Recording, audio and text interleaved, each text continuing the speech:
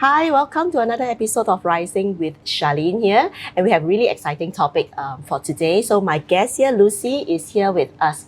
So, after recording a couple of episodes, I realized that, the fun element is really, really important in life. Yeah. So we're going to do a little bit more fun here today. And hey, Lucy, Yes. before I get you to introduce yourself, right, I am going to need you to do an activity with me. Are you up for that? Okay. Okay, Yeah, good. Right, so this is how it's gonna work. Yeah, so we're gonna play paper, scissors, stone. So let me explain first. Paper, scissors, stone. Okay. So don't give me this because Okay. there was a point of time when I was playing this game with my kids, and then he just go this. I say, what is this? A screwdriver. So there isn't any screwdriver in the paper, scissors, stone here. Okay, ready? Okay. Okay. 1, 2, 3. 3. Okay, I win. Okay. So this is how it's gonna work. Okay. I am gonna do something, and I'm gonna ask you to introduce yourself in a very fun pose. Okay. Okay. So body movements Okay. actually creates more life for us, and, Okay. and that also help us to propel faster in our next step here. Okay. Okay. So are you ready? Okay. Can I get you stand up first? Okay. Okay. We're gonna do something fun here. Okay. Mhm. So tell me something that you feel comfortable with doing with your hands. With my hands like this. Like this. Okay. Yeah. Oh yes, It's I also know you okay. do belly dancing, Yes. right? So how do you pose that? Do you have a pose for belly dance? What different type of pose? I don't know. One pose. Like Yes, this type yes. of pose. Okay, let's do this, and let's have you introduce yourself to the audience with this kind of pose. What do How I do want you to do do this? that? No, you just pose it here. Okay. Stand in the positions, Yes. and then look at the camera and say, you can introduce yourself, whatever way you want to introduce. Go Wow. ahead. Okay. Okay. Hi everyone. I'm Lucy Cheng. Yeah, apparently I'm belly dancer. For more than 10 years. Who my teacher like this pose. Yeah, I'm also a strategic sales manager in a fintech company called Transformate. So you're just an ordinary woman, day in, day out working.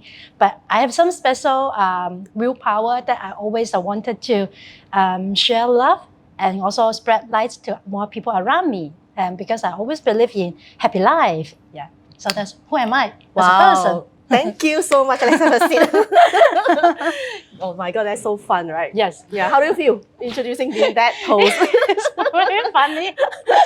Yeah. Normally it's only dancing practice I do that. Yeah, Okay. Yeah. Normally, dancing practice you do that. You see, that's the thing. Sometimes the things that keep us happy is the things that we always practice all the time, Yes. right? I'm sure dancing keeps you happy. Yes. And having you doing in that pose, and it actually does it bring out any happiness sensations? that come? Yeah, definitely. It's very happy because I actually started dancing like 20 years ago. Oh, wow. But I do belly dance like 11 years ago. Wow. But there was a downtime. It's like the past half a year, I need to stop my dance because of busy working, busy business travel. So I was pretty sad. I need to stop my passion for like 6 to 7 months. Wow. And now I just reconnect back to that.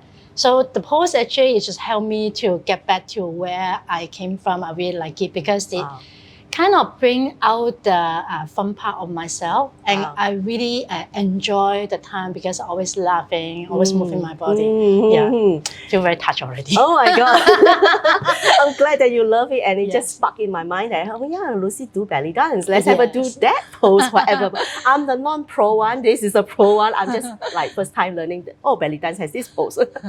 Right. So wow, I'm glad that it brings back the connections through the body movement, through the posture just now that symbolize yourself. Yes. And this is who you are as well, isn't it? Yes, yes. Wow. So how is this matter to you, right? That symbolizations. You mean dancing? Yeah, dancing. And then how do you bring that symbolizations into your life typically? It's very interestingly, I started dancing because the time I just think, oh yeah, that's very sexy, very sensual. It's just because of this reason. But when I started dancing, then I find I have a huge problem. I'm really bad in coordination. And I have problem for direction, like left and right. So it's always turn right. Like you see my hand is already turned left. Yeah. So I have this type of problem. So when I started dancing, it was so challenging. And then I said, I just want to quit this whole damn thing. It's stupid. But I really like music and I like to move my body. And I'm very glad that I met my current instructor, Maya. And she actually keep telling me and say, oh yeah, dancing is just beautify your movement on walking. And it's used to connect with yourself. You bring the most beautiful parts of yourself. Yeah. And another thing is that she always say, yeah, you need to talk to your body. So there was a period of time I really talk to my body. I talk to my leg. I say, hey, hello, don't do it this way. Talk to my hand. And I talk to my hands. Say, you need to move this. I talk to my... So it's actually a lot of body movement and communication with my body. Wow. Which it brings quite a significant meaning to me because I'm quite weak as a person originally because I was sick always. So physically weak. Yeah, physically weak. I was taking like medicines since I was like 6-7 years old until I was like almost 27. Really, really ill. But since I started dancing, I appreciate myself. I connect with my body. I'm not on any medicine for the past 10 years. So it was something that I realized, oh wow, the day I start to listen to my body, I connect with myself, things actually will start to change. Wow. Yeah. So that is so much aligned to, why I'm promoting this show here, Rising with Charlene, and Movement Sparks Life. And then she just shared the entire, things about how movement can actually spark your lives too. So create some movement, and that's when we gotta get her to connect back to that part of her that I'm beautiful, I can, and I'm not weak. Yeah. And thank you so much for sharing that here, Lucy. And mind to share with me a little bit more. How do you bring the movement into your work? Wow. As a salesperson in the organizations and doing selling what you need to sell. Yeah. Yeah, so dancing, all the dancer while we started, we would just learn the post. This is called filming, what I was doing just now. So it's just similar to as a sales or as a freshman in the organization. We all have a structure we need to follow. Then along the way is we will say, oh yeah, okay, follow the structure and then follow me on choreography. Let's follow this dance, listen to the music. But we are just following without knowing what I need to do that. I just follow the instructor. It's just like I go to work, I listen to a manager, Lucy, you just make this call. Oh, okay, follow this script. Oh, okay, then I just do the calling. But along the way, while you're getting more professional, getting more mature, you start to think. So as a dancer, and my instructor always encourage us to listen to the music, feel it, understand Feel it and and move then it. you move body. Yeah. You create your own choreography. Wow. And in the beginning, I was no way I can't do this at all. Yeah, I was Where's like, left? my Where's hand, right? my Right? leg. Yeah, what was that? So it's similar to in the workplace. While I start to become a more seasoned salesperson, Okay. my manager actually would just let me do whatever thing. And then start to ask me and say, hey, maybe Lucy, you can tell me what's your thoughts? What's your plan? I was in the beginning, I was blank. I look at him or her. What should I Really do? like this. What should I do? Wow. And this is similar to what I started doing improvisation for the dance. But along the way is while you start to observe, you start to think, you start to feel. Yeah. Dancing, I will move my body, even though it's not perfect, but I start to do something. It's thing for the work. Why I start to think about that, what will be the benefit for others, or what will be good for me. I will start to create something is actually good for myself, for my sales target definitely, and also for people around me. And that is the part I start to understand like a couple of years ago.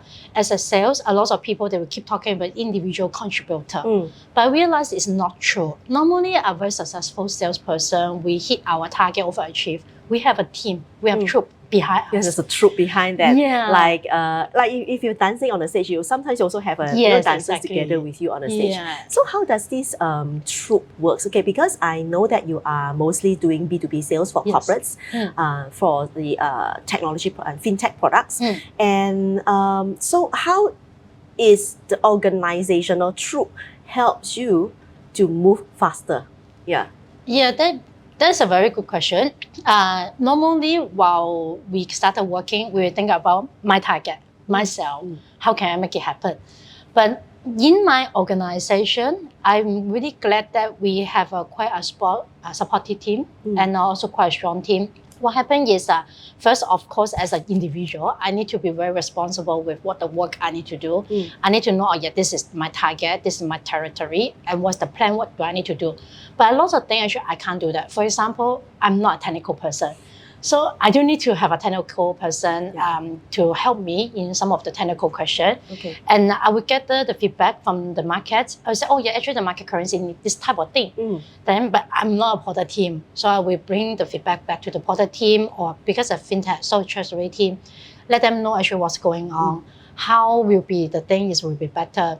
Along the way, it might not be always smooth, always have some conflict here and there, but because we are all doing our own work, we want to make sure it's proper. So we have a lot of communication and conversation. So there's individual work. There's also teamwork that is actually required, either technical or your accounts or whatever things that departments that is actually connected to. Yeah. So basically, you're not working alone, Yes. And also speak a little bit more about getting clients. I know a lot of salesperson when they started their career, right? It goes like, boss asked me to follow, and I'll just follow step 1, step 2, step 3. That's one kind. Yes. The other kind of the boss will say that just go ahead and figure out how. Yes. So there's 2 different kinds of way that people got trained up to know how to do the work properly. And learning, I'm sure you have experience with both kinds. Yes. And learning from your past experience, because I know that you are in sales role for corporate sales for many, many years. What would be the key point that you would think that is important when someone new that started to pick up a sales role, for example? I will always say attitude is the first thing. A lot of things it come to the attitude of the person. So we will have a lot of rejection. It's very common to be a sales. We're being rejected. So I have this spirit is of I never give up. So I don't give up on my goal and objective. But I can give up on the way I'm doing. So these are 2 different things. Yeah. Because the objective is being set that I need to achieve my target. I want to maybe help my customer for myself. I'm always thinking about that. But how to achieve this is just like I want to come my home to here. I can take Grab, I can take bus, I can take MRT, same thing. As a sales, I can do a lot of cold calling. I can work on small account, I can work on big account, etc. So the way I'm doing, I can always adjust. I can give it up. But I can never ever give up on the objective. That is very important. That's always the first thing. So the attitude, like you need to have this type of spirit is important. And then second one, it also come to the flexibility. So you just now also mentioned, I cannot insist and say, I must do it this way because my manager tell me. No, it's not in this way because you have your own style, you have your own personality. Yes. Your manager have his own, her own personality. Yeah. So you need to be flexible and say, this is the thing. Let me think about that. And then you internalize the whole thing. So I would say these 2 are quite important. Attitude and also like alignment with the objective and never give up on the objective. You can change the way that you do the how part, You can do this way, that way, and there's so many sales methodologies and also methods outside that you can deploy on, right? And curious questions, I know a lot of people look at sales job as a very fancy thing, right?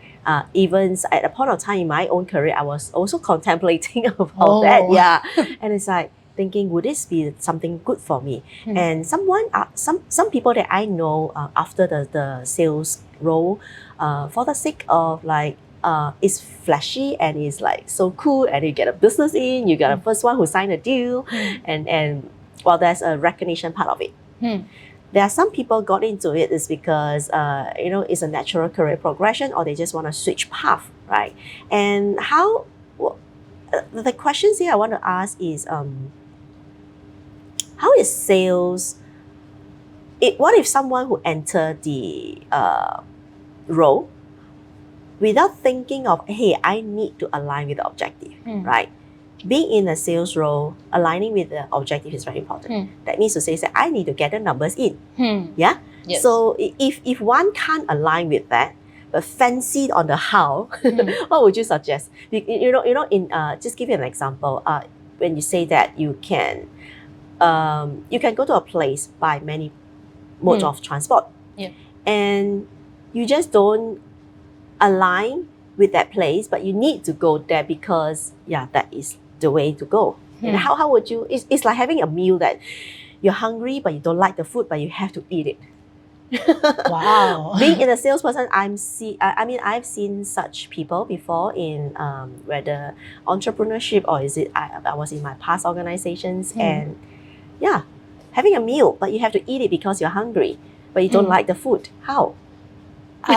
So maybe just talk a bit more about my experience. Yeah. I actually started is not a salesperson. I really like events management. So I did a lot of events organization in the past. Even my first job is actually working in the university for international students by arranging event on all this type of integration. Then why I landed on the sales because while I did the career shift, somehow I also events marketing, and then you just along the way, and then I would say, why I'm doing so many things, but at the end I was not being recognized. And I say, if I do the same amount of work, why don't I be a salesperson? But I really hate selling.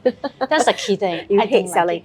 What is the sales? Okay, what is selling that makes you so uncomfortable and until the point that I hate selling? Yes, to the point. What is the part? First TV. Yeah, TV keep talking about salesperson that actually don't have dignity, they will do everything to achieve the target. So it's like unscrupulous people does sales. Yes. People who are doing sales are cheaters. They're the con men. Have this time on my side. It's really bad already. Okay. But then at the same time, I was so tempted. I said, but it seems the salary is very good. I do the same amount of work. I can get a better salary. Why not? Yeah, so it's a conflict within myself. My thought and my mind say, why I need to do all this thing? Actually, what exactly I'm doing here? Do I really want to earn the money? Yeah, of course, this is one of the reasons. But another reason is I realized that thing I'm selling, actually, I can help the life of my client to be better. And I'm actually telling them something actually they might not be aware of. And actually while they tell me and say, oh, I didn't think about that. Oh, it's a good question. They thanks for me. I was very, very happy. So what happened is along the way in this 12 years, I sold to a lot of C-level, CFO, CTO. We're talking about B2B sales B2B here, sales. Yeah? So it's corporate to corporate, company to companies. Yeah. And all these sales, I'm surprised that when you mentioned that when I sell this particular product and services to my client, it helps a lot of people. Yes. Right. How many salesperson in the B2B sales actually think about that? Right. I guess there should be a certain amount of sales that still think in this way. So maybe 5%. Wait, we don't have the data here, right? But it's okay. But I think the key questions here is having a purpose, aligning with and also your alignment with the objective in getting the numbers in, and also having a purpose at the back here, that actually helps you to move faster. Yes. And a lot of people forgotten, what am I in this particular role for? Yes. And for your case, alignment with the purpose, which is what I'm seeing over the years when I see your growth. And it's really, really amazing to be really honest to see. And that helps a lot of people here as well. Yeah. So being here, sharing all these things, how do you think you will help the audience here who maybe you are in the experienced person as a salesperson, maybe you are thinking about when you're wanting to join a B2B sales, or maybe you are thinking about, aligning back your purpose or maybe aligning back to the objective. Not a lot of people are aligning with the sales objective sometimes, right? Yeah. So why are you being here and sharing all these things with the audience? Maybe you want to take a look at the audience and share with them. Okay. What do you want to tell them? What is the message? So the reason I'm here, firstly, because I know Charlene for like 10 years. I was really inspired by Charlene, always as a get-goer, do the thing. So I believe in this channel, and that is actually bringing the good thing for people. At the same time, actually, along my entire career journey, I shift from public sector to private sector, marketing to a salesperson. I realized a lot of people, while they do the work, they only have the thought that, oh yeah, this is the thing I need to do so I can earn income. But I realized one thing, that a successful people, or maybe people that really truly enjoy the life that they are in, actually they will achieve further beyond their potential. And that's the reason why I just want to maybe come here to share a piece of my experiences. And if there is something can inspire people, or maybe you can resonate with, and then you do something else, that would be good. Yeah. Well, thank you for that thoughts. about wanting to inspire people. And conversation sparks inspiration. Conversation sparks inspiration. And coming here, how is this conversation matters to you today? I'm actually in the stage of also expanding myself or transforming myself because I start to have a team is expanding as well. While I noticed that I got a lot of things from my previous mentors, coaches, and managers, I have a lot of abundance within myself. And I feel if I don't share with others, it's kind of a bit selfish. At the same time that I realize all this wisdom, they're really useful for other people. And I really, really think it shouldn't be just kept within myself. I want to let more people know about that. Either they take it up or not, then I can't control, but at least I spread the word. So I guess this is a very good platform for me to share whatever I learn along the way. So in the context of the workplace, right? And before the show, we talk about how to make workplace fun again. And this is also some topic that is truly is still with me, though that I left the corporate for a couple of years now, and being in the corporate for almost close to 2 decades, I can totally see and understand why people are working. And why people needed that job and for financial security, for recognitions, for awards, whatever things that they are chasing after. But we spend like 1/3 of our time working on every day. And we spend 1/3 of that time with our colleagues or with our key stakeholders. Like if you're in sales, typically your key stakeholders will be your client directly or your vendors if you have vendors to work with. I mean, what on this context itself, what is a key message that you want to share with the audience here? The key message I want to share here, I will say the first thing is still like connect back to yourself. Why you're doing all these things? It's not easy, honestly, because we have a lot of things we need to make sure we survive. Financial is definitely one thing, family is another thing.